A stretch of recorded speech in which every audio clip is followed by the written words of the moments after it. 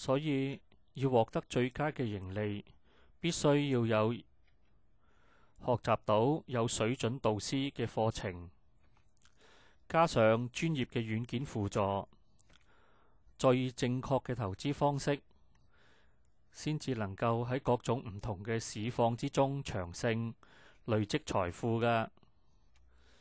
期權可以投機，又或者可以投資。投機嘅方式係首先揾到一個大升或者大跌嘅機會，再利用人哋嘅資金，用以小博大嘅方式嚟投機，獲取幾倍嘅利潤。由於成功嘅機會率通常係少於一半，好容易係損失該次投機嘅全數或者大部分嘅資金。佢有啲似炒樓中嘅摩貨，只希望喺短期內轉售，唔會等到收樓而要參與按揭。怕嘅就係將資金鎖死。投機要成功，除咗要有機會果斷之外，期權嘅知識十分重要。正確而快速計算嘅期權軟件絕對唔可以缺少。更加重要嘅就唔能夠將所有嘅資金孤注一擲。期權投資嘅方法係為資產增值，係利用期權策略保護自己嘅資產，同時使到資產能夠增值，類似買樓收租咁。呢啲盈利可以累積成為財富，比較買股票持有嚟收息更快更安全。善於利用財技嘅投資者一定懂得呢一種策略。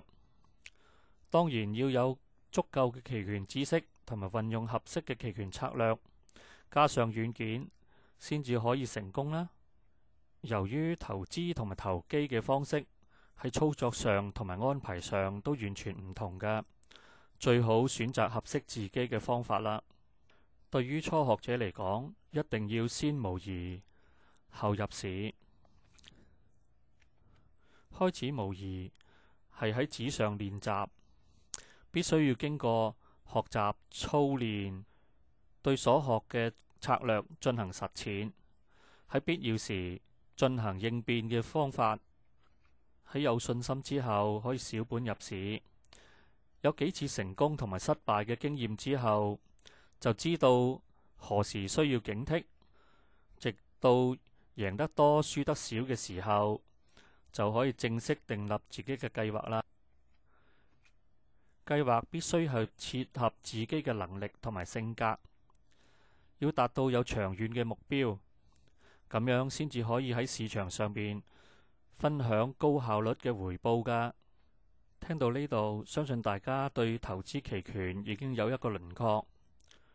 如果有興趣學好期權嘅人士，可以留意期權總管嘅網站，我哋會定時舉辦一啲入門或者專業嘅課程，等大家參加㗎，敬請留意。